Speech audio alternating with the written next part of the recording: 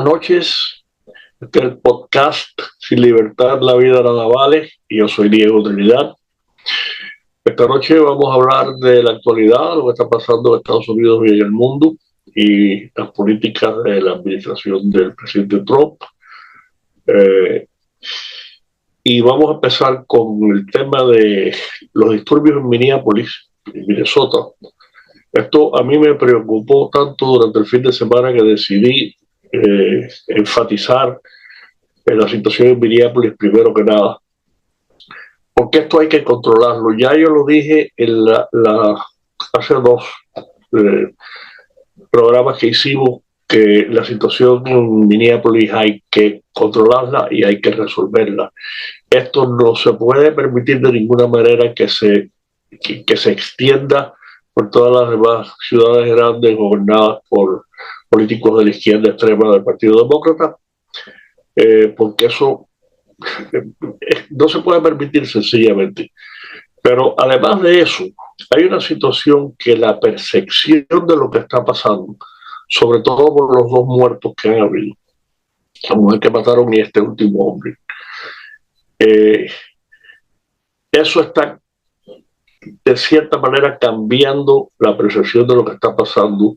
La propaganda es una cosa descomunal, todos los medios de información, hasta hay algunos políticos republicanos que están criticando lo que está pasando, algunos hasta están demandando por la renuncia o que el presidente despida a la secretaria de Seguridad Nacional, Kristi Noem, que para mí es una de las mejores del gabinete, pero por alguna razón ella no está manejando la situación esta de la manera que debe ser. Déjenme decirles esto.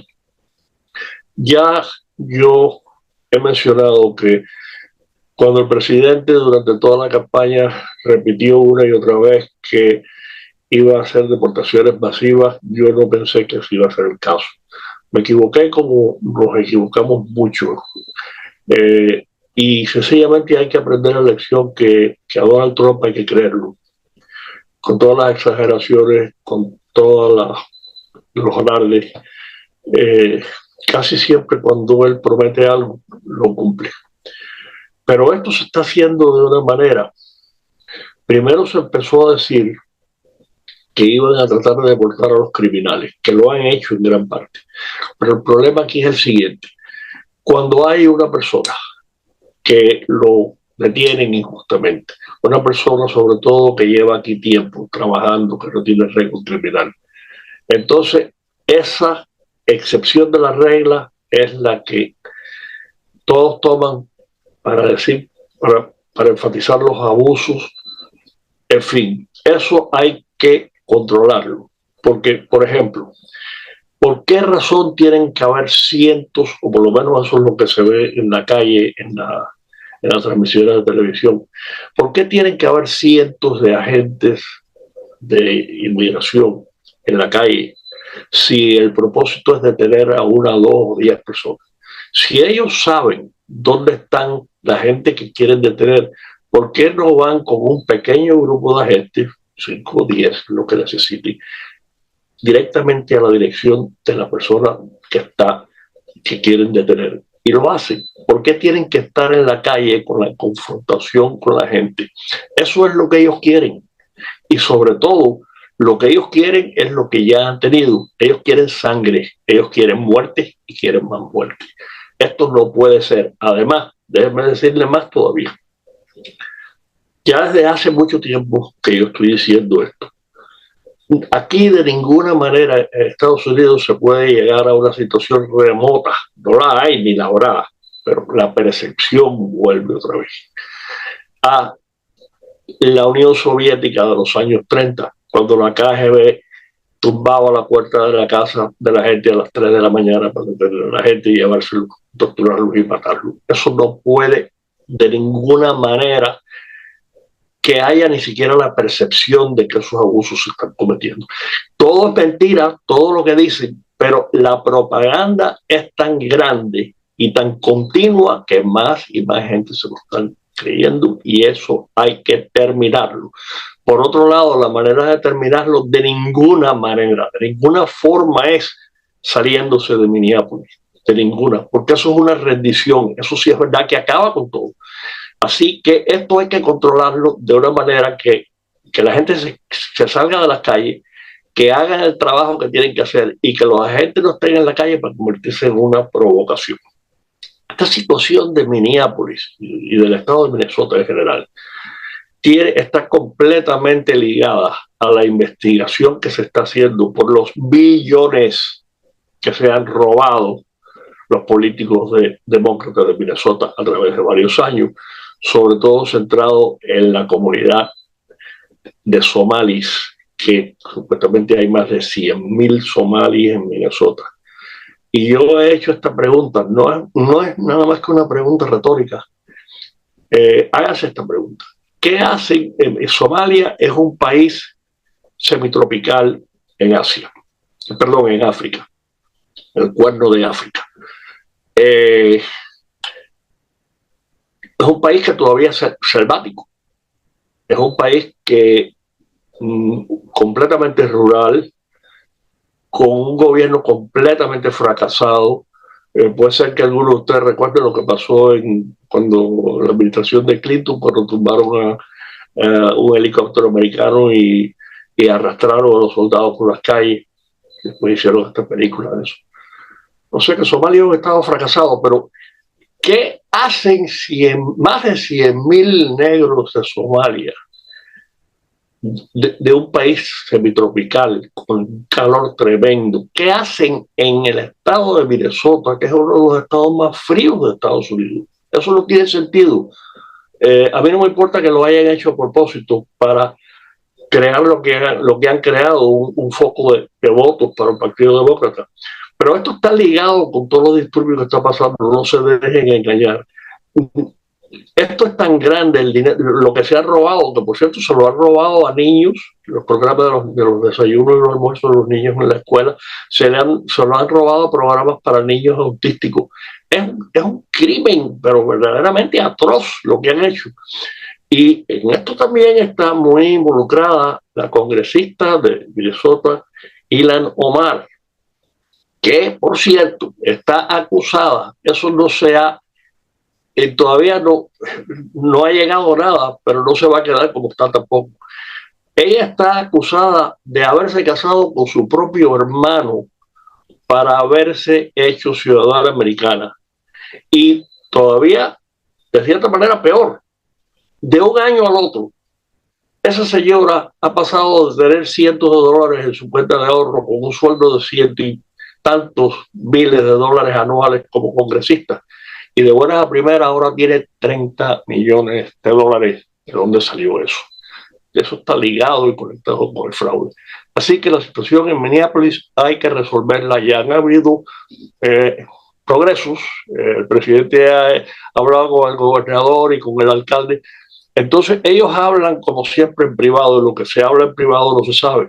Después ellos salen al público y siguen alardeando y siguen diciendo que no. En fin, es posible que eso poco a poco se vaya controlando. Ya, de todas maneras, el presidente mandó a Tom Homan a tomar control de la situación, y quizás en los próximos días veremos que eso se resuelva, pero hay que resolverlo. Eso es urgente.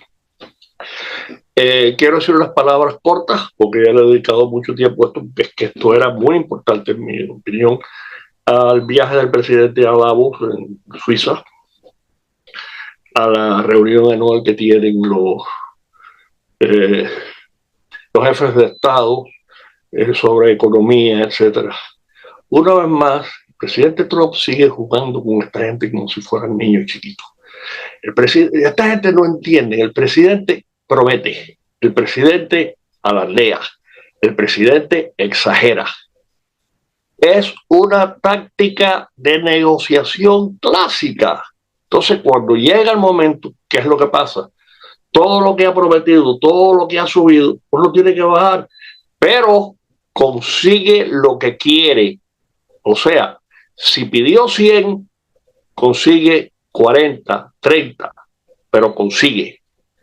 Y no, esta gente no lo entienden. Entonces, pues, después que el presidente regresa de su viaje, que toda la gran parte de los medios de información aquí lo habían concentrado en el asunto de Groenlandia, que se iba a invadir, que si no iba a invadir.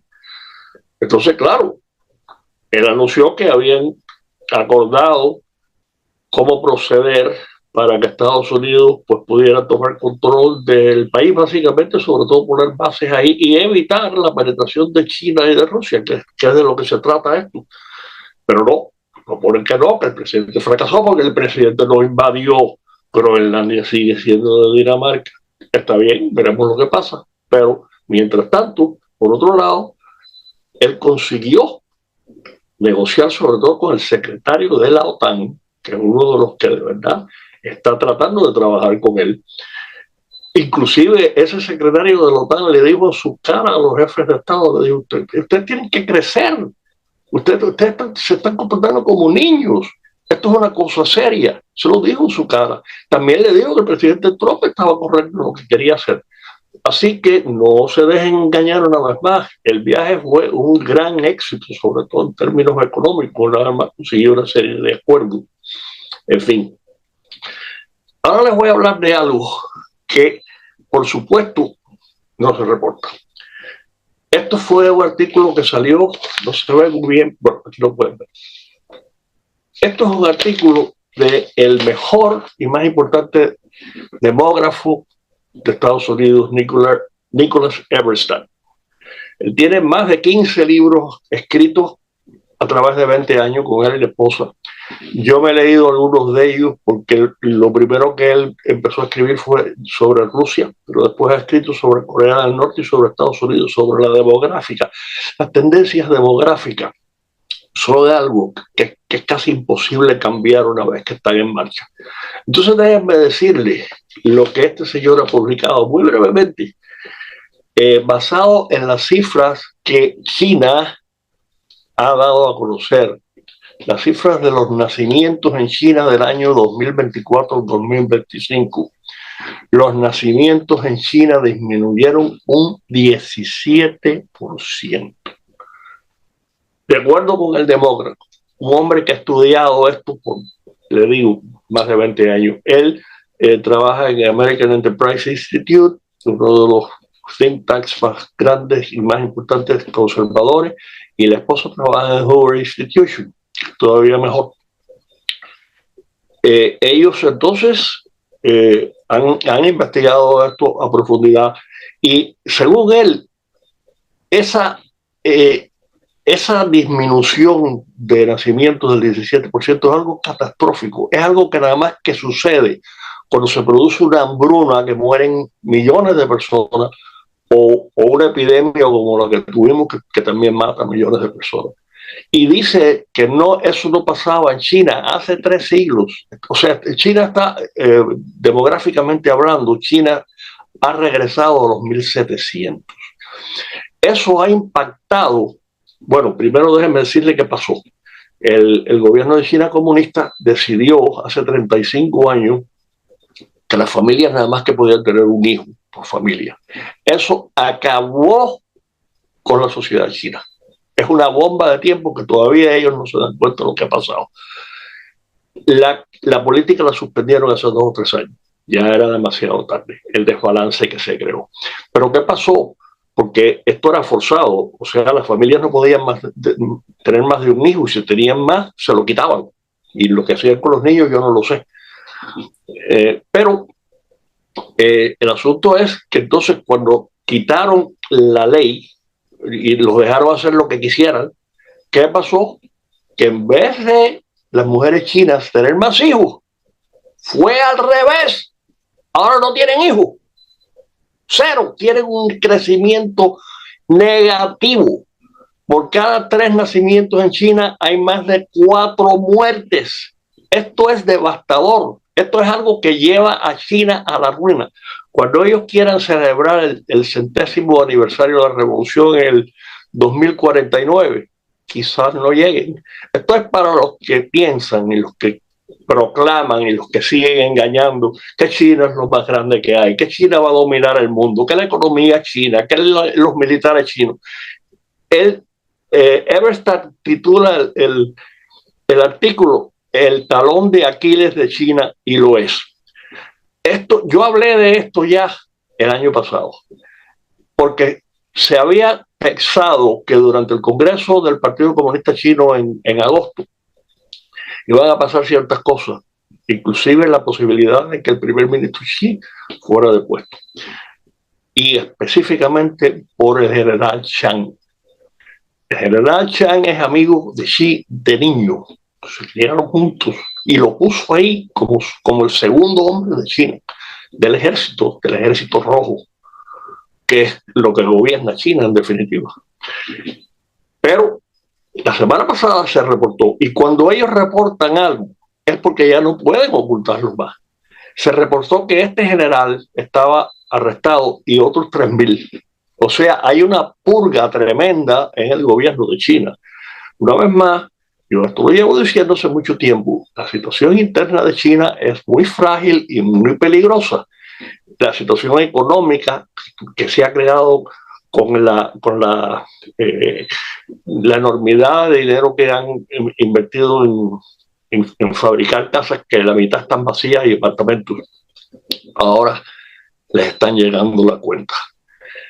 Y tienen una situación que la población de China es una de las más viejas del mundo entero. ¿Qué va a pasar si no está pasando ya? Que todo el gasto de China en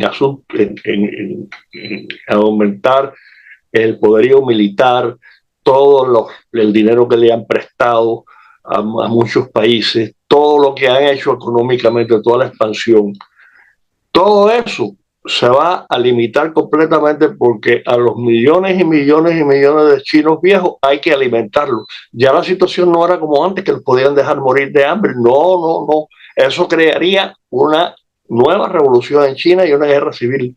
Así que, sencillamente, los planes de expansión de China en todo sentido van a estar completamente limitados por los problemas demográficos y por los problemas económicos. Es una buena noticia en lo que se refiere al resto del mundo. Vamos a pasar ahora a los 3 problemas grandes que todavía están andando y que no se han definido: Venezuela, Cuba, Irán. Vamos a hablar primero de Venezuela, que es lo que pasó ya. Maduro está preso y ahí no saldrá más nunca, y junto con la esposa. La situación en Venezuela interna, yo tengo un gran amigo mío que hizo negocios en Venezuela por muchos años, y él conoció, y yo también lo conocí, ya murió, un amigo que se llamaba Alfredo Wales. Alfredo fue el primer presidente de la Junta Electoral de Venezuela, antes de Chávez y al principio de Chávez. Y todavía su hija vive allá, y a través de la hija de Alfredo Wales es que se reciben estas informaciones que les voy a dar ahora. Porque yo le pregunto a mi amigo continuamente: ¿qué está pasando? Me dice: bueno, la gente sigue asustada, la gente está en las casas, la gente no sale. Pero imagínense ustedes esto: si la gente no sale a la casa, entonces la gente no puede trabajar. Y entonces, con la situación que tienen con el petróleo, que Estados Unidos lo tiene controlado, ¿cómo es posible? Entonces, eso, como yo dije desde el principio, con el régimen que está ahí, que es el mismo que había bajo Maduro, Maduro era simplemente la pantalla. Con ese régimen, bajo ese régimen, Venezuela no puede seguir. Ellos están tratando, porque los que quedan están cooperando con todo lo que ellos siguen boconeando, están cooperando de hecho con Estados Unidos, están haciendo básicamente lo que Estados Unidos quiere. Pero eso no puede seguir por los siglos de los siglos, ni mucho menos por día siquiera. Hoy me parece, o mañana, Marco Rubio se iba a reunir con María Corina Machado, que ellas se reunieron, ella estuvo ante el gabinete y habló con ellos, y habló muy bien, y todos se quedaron muy bien impresionados. A mí me parece, en mi opinión, van a tratar de acelerar quizás celebrar unas nuevas elecciones hacer algo para estabilizar, o sea, para estabilizar, no, para seguir con la transición hacia un sistema más abierto y que se acabe el régimen este. Y a mí me parece que eso lo van a acelerar.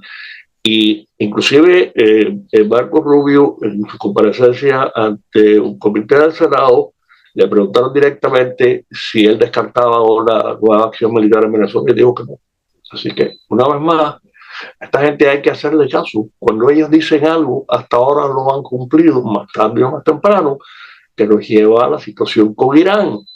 En Irán, Trump se ha comprometido de una manera que no tiene escape, aunque no quisiera, en mi opinión, y en la opinión, como yo mencioné al final del último programa, del general Jack King, que es para mí el mejor estratega que vive, es retirado, el analista militar de Fox News.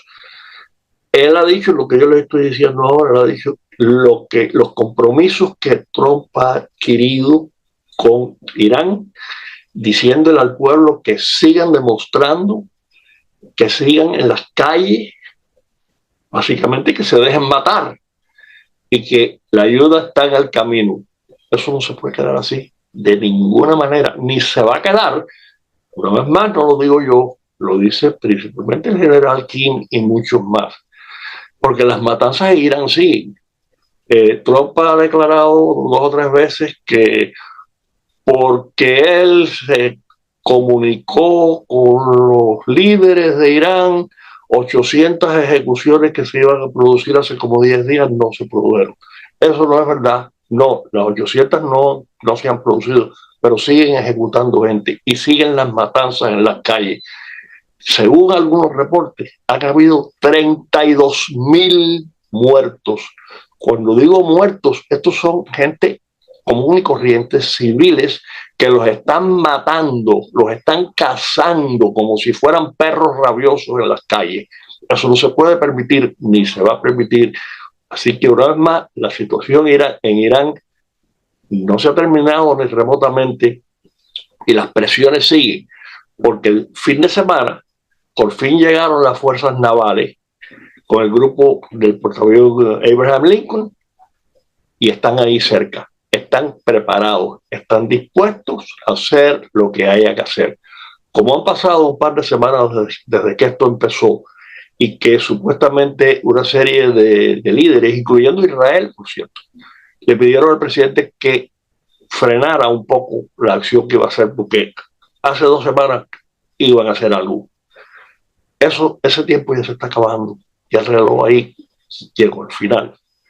Y en cualquier momento nos enteramos de que están bombardeando otra vez. Yo no sé lo que van a hacer ni cómo lo van a hacer, porque es una situación muy peligrosa. Okay.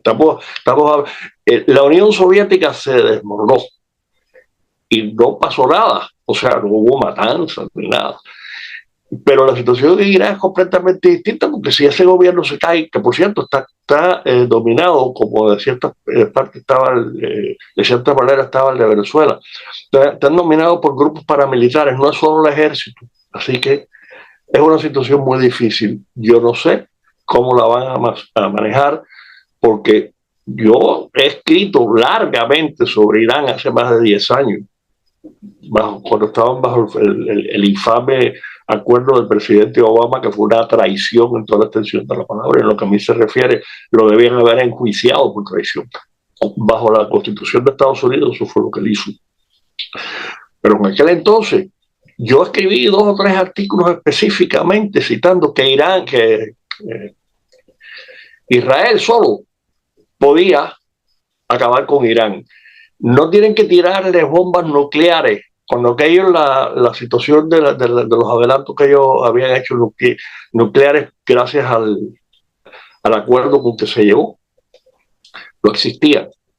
Miren lo que tienen que hacer para acabar con Irán. Irán tiene, increíblemente, siendo uno de los países productores más grandes de petróleo, a pesar de que, por supuesto, somos limitados con todas las restricciones, pero Irán casi no tiene refinerías. O sea, tienen petróleo para exportar, pero gasolina interna tienen muy pocas refinerías. Si les bombardean las refinerías, si les bombardean la infraestructura eléctrica, la red eléctrica, Irán se paraliza. Así que se pueden hacer cosas y a mí me parece que se harán pronto. Vamos a terminar con Cuba. Yo he dicho y he escrito que hace más de 30 años que ya yo había estancado a Cuba, en el sentido que yo personalmente no pensaba que yo iba a vivir para ver ningún cambio. Eso cambió desde que este nuevo gobierno llegó al poder el año pasado y a través de los meses. Ahora yo estoy completamente convencido que el régimen castrista de Cuba se determina este año. ¿Cómo? Yo no sé. ¿Cuándo? Tampoco lo sé. Mucho menos lo puedo predecir. Una vez más, oigan a Trump. Óiganlo. Cuando Trump empieza a hablar de algo y empieza a decir que está llegando al final, óiganlo. El final quizás no es como querramos, mañana, al mediodía, no. Es su tiempo. Ellos algo van a hacer en Cuba. Ese régimen no dura este año ni remotamente, en mi opinión. Ahora, ¿cómo hacerlo? La situación en Cuba es completamente diferente a la de Venezuela. En Cuba no hay sociedad civil. En Cuba no hay oposición como la hay en Venezuela. Con no solo María Corina Machado, sino hay una oposición grande hace muchos años, siempre la ha habido. En fin, la población de Cuba básicamente ha sido castrada. Hace muchos años, eso lo saben todos muy bien. El material humano que hay allí, con eso no se puede contar, no pueden hacer tratos con gente, ¿con quién lo van a hacer? O sea, todo el aparato militar está controlado por los hijos y los nietos de Raúl Castro. Así que ahí no hay arreglo. ¿Cómo lo van a hacer? Yo no lo sé.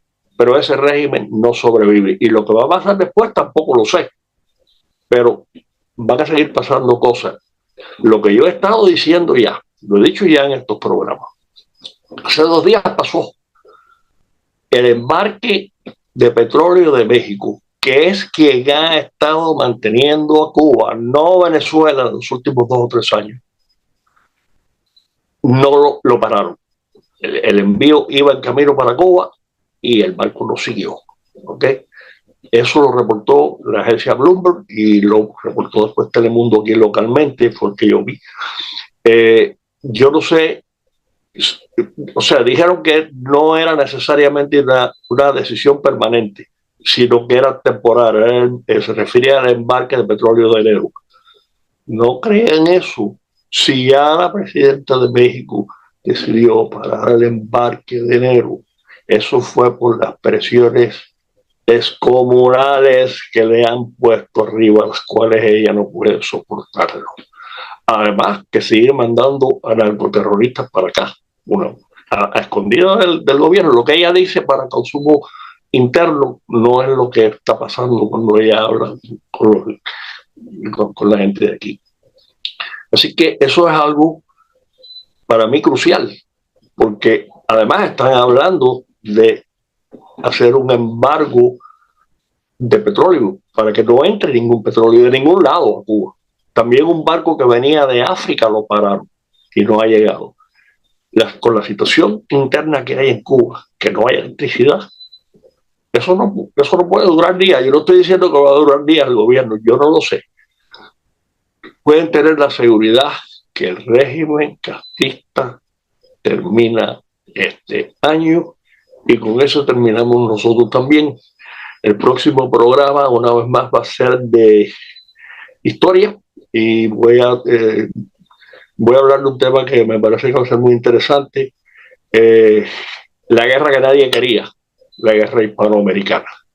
Mientras tanto, por favor, sigan corriendo la voz, sigan hablando de este programa que se sigue transmitiendo por YouTube y ahora por Rumble. Rumble ha tenido un buen aumento en los últimos 2 programas. A las 8 de la noche, los martes y los jueves, Sin Libertad, la vida nada vale. Así que buenas noches y hasta el próximo martes.